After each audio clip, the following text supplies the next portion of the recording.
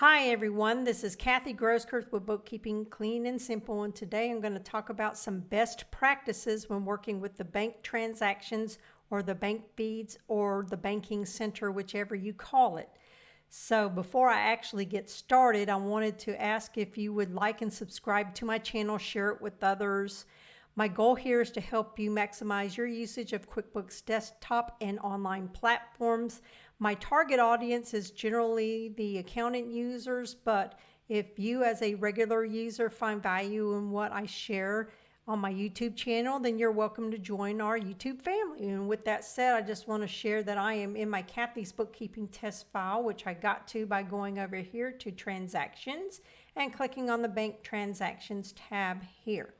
So as you can see, I'm in the Fidelity Rewards Visa account. If I scroll down here, and just keep in mind this video might be a little bit longer than normal because I want to make sure I show you everything that would be pertinent to hopefully helping you work with a lot of transactions. You may have inherited this QuickBooks file from, say, a prior user who did not keep up with it very well, or this could be a cleanup job where you have downloaded or uploaded a bunch of transactions. And as you can see, the Fidelity Rewards Visa has currently 376 transactions in it that we need to do something with. So with that said, we're going to go back down here. And I have sorted the date column to show the oldest stuff first. There's in excess of 8 different screens here. I can only do only 50 at a time that you can see.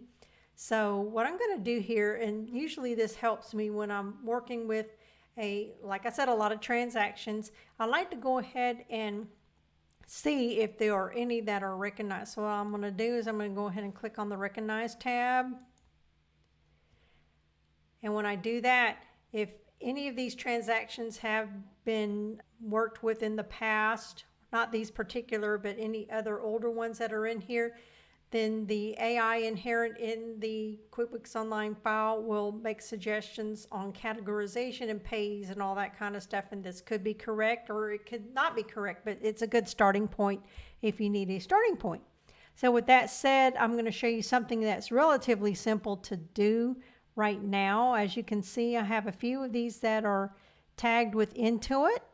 And what I'm going to do, and some of them are not correct, like this Insightful account, and I'll have to do something else with that. But what you can do is you can do some bulk actions here. So what I'm going to do is I'm going to go ahead and select the Intuit one, not that first one because that's something totally different. But what I want to do is I'm going to select the Intuit. We've got 2 Intuits right here. And then we also have another Intuit right here that I'm going to go ahead and select it. And then we have another one down here. Now these are, generally speaking, they are subscriptions. And even this one is a subscription. This is a desktop subscription. And then the other ones are monthly subscriptions for test files that I work with, including this one that we're working on today. So what I want to do is I'm going to go ahead and click on the accept for these because I know that they are correct. So when I do that, that takes them out. And as you can see, that the number changes from 376 up here to 372. And you can do this in bulk with several of these. So what I'm going to do is I've got a few of these that are actually what I call retail vendors, and so I'm going to select all of these, and not all these are retail vendors, so I'm skipping over them, but I'm going to go ahead and click on Shift,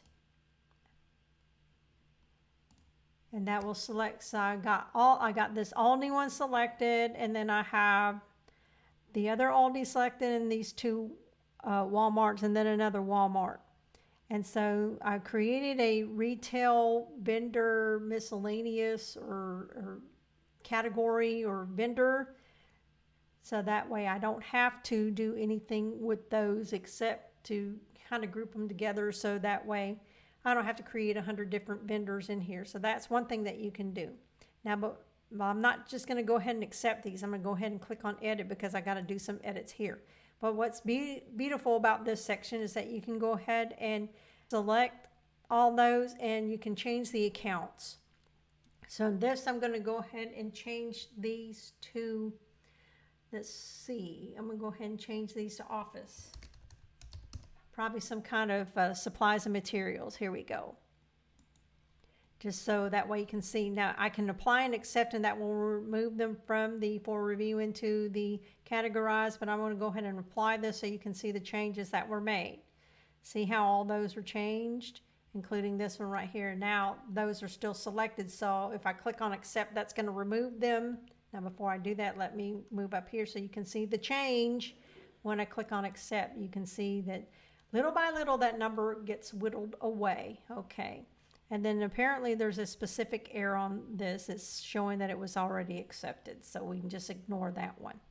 So now what I want to do is I want to go down here and let's see.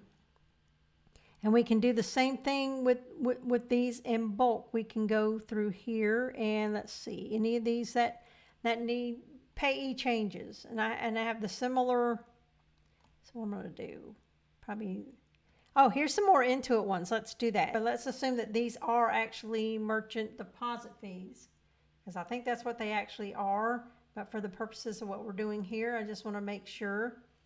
Because like I said, all I'm trying to do is to show you how these, you can work on them in bulk. And I'm not going to include that $7.99. That's, I believe, another annual subscription. So anyway, I'm going to go ahead and accept these. And those go away. And then if we needed to change any of these, and I'll do these other ones too, and get those out of the way. And do the shift. And there's 3 of those that we need to do, and accept those.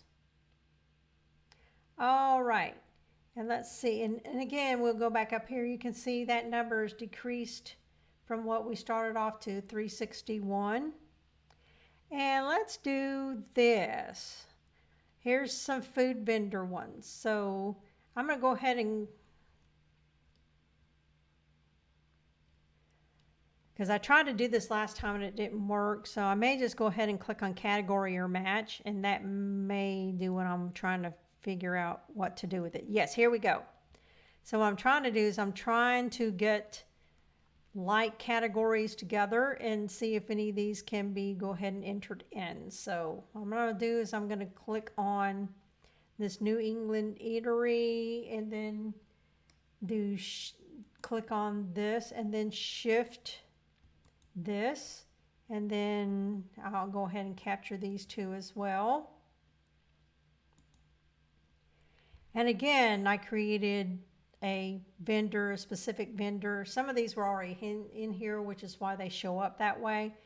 But in general, I came to a realization that it helps to have a miscellaneous retail vendor name, generic name in there. You can run reports on those as well. So that way you don't clog up your vendor area with 100+ different vendors and things like that. So anyway, I'm going to go ahead and click on those and accept those. Let's say we need to edit one, like we have this chevron here. So let's go ahead and click on this. And this was actually fuel that I don't claim on my taxes or anything because we use the deduction. So I'm just going to do it as owner's pay and personal expense. So I have it assigned to retail vendor. But what I can do is, if I've got any of these other ones that are similarly added in and want to make sure that's correct, I can click on categorization history, and that will show me any of those transactions that were coded to that same category to make sure, and that will also work too if you were looking to maybe use another category other than that one. So we can look at meals expense and see, and of course it wouldn't be meals expense because it's fuel, okay? Unless you bought something at the convenience store or whatnot. But in this case, this was actually fuel. So it's already categorizes this, so I don't have to assign it. I can just cancel either here or in this X up here, and then just go ahead and add that. And again, as you take these out of here, it reduces the number here. So little by little, you can work on those. Now let's say we wanted to go ahead and we've got Payees. Let's see if we have any other restaurants here. Got a bunch of Intuit ones. Here, I'll just use the Intuit one as an example. Let's say that we wanted to change these Intuit ones, and I know that some of these are not going to be right, but we're just doing this for purposes of example. So I'm going to do Shift after I click on the first one, and then that way we can select those because I want y'all to see this. So we can go in here to edit, and then we can select the payee, and then we can select the account. And let's say that we want this account to be maybe merchant fees or something. And it may, and that may be what it's coded already, but I'm not really sure. But this is where you can also change that. And if you click on apply, it'll change it. But if you click on apply and accept, and you got to be careful when you're doing this because you want to make sure that these are correct before going in there. It's good to take that extra step. So I'm going to go ahead and click on apply, and you can see all those have changed to merchant deposit fees. And now I can go ahead and click on accept. So it's always good to and a best practice to do that until you're sure that any of these are correct. Now all these ones for Walmart and all this Total Wine and all that, and then we can go ahead and just assume that these are owner's pay and personal expenses. So I'm going to go ahead and do that. Miscellaneous retail vendor, and accept those. And then we have some with, okay, so these two Intuit ones are actually dues or professional development, I think. One is QuickBooks Connect, and then this other one is, I think, soft dues and subscriptions. But for the purposes of what we're doing here, we're going to go ahead and edit. Let's go ahead and do these as continuing education. And again, like I said, you know, and we don't have to change the pay because the pay is going to stay the same. I'm going to click on apply and accept, and then those are going to go away. And let's see how many transactions we are down to now. We are down to 335 transactions down from that. So just by doing some basic grouping here and stuff like that, and here, let's go ahead and click on the payee area and see if we can filter that by, here we go. So these two on the end need payees actually assigned to them, and you can do those individually. And these are basically retail. And these are also owner and paying personal expense. So we're going to do these, and we're going to call these miscellaneous.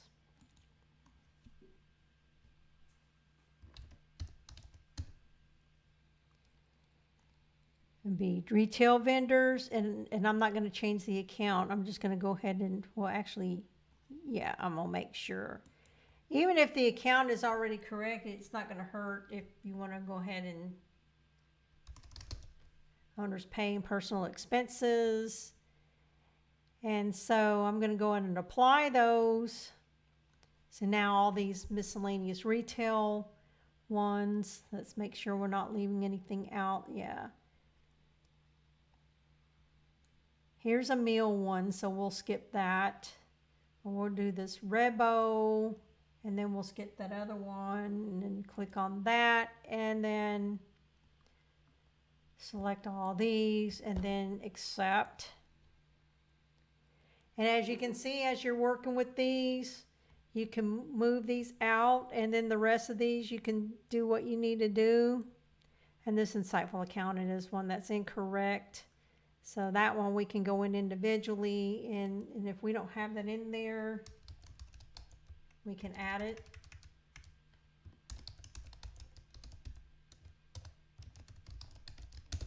add that on the fly, which we're going to have to do on that one because that's obviously not into it. And then this is actually not a merchant fee. This is actually, I'm going to call it continuing education. And then we can add these. Look at the rest of these. Food. Let's see, are there any other food vendors? And then and let's just assume all these, even though they're all different, we can go ahead and click on all these. I don't know why it's not selecting these.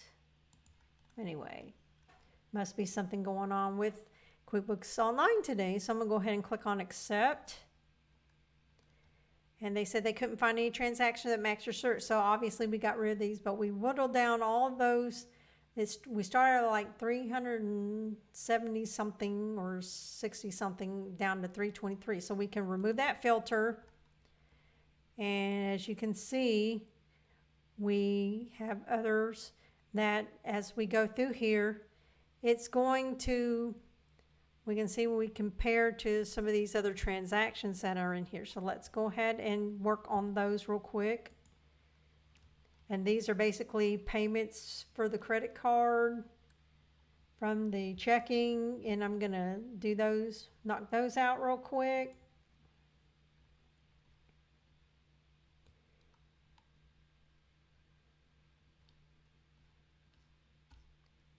And it's not letting me, there must be something going on with the interface too. So let me see, if I go into edit and then I'll just change this to, what did I say? Oh, so I don't have to really do anything with that. It's just not, for whatever reason, not going to let me bulk do those. So I'm just going to have to add those individually. And generally speaking, you should be able to bulk add those in there. And I don't know why it's not letting me do that. Let's see if it'll change now. No, it's not. Generally, you should be able to bulk add those in there. But anyway, as you go through these, office and admin expenses, DocuSign, accept. And using some of these bulk features, you can knock a lot of these out of here. So anything that has uncategorized expenses in them, you definitely want to make sure that you work with those. So anyway, that's probably more than you need to see in order to take advantage of this. But anytime that you can filter any of these out, such as suggested matches, and it's not showing us anything, which is crazy because we had those earlier. We also had recognized rule. I don't have any rules, so. But any of these money in, you can filter by money in or money out to work with some of these things too. But anyway, that's it, y'all. Y'all have a wonderful rest of your week. Take care, and we will see y'all very soon.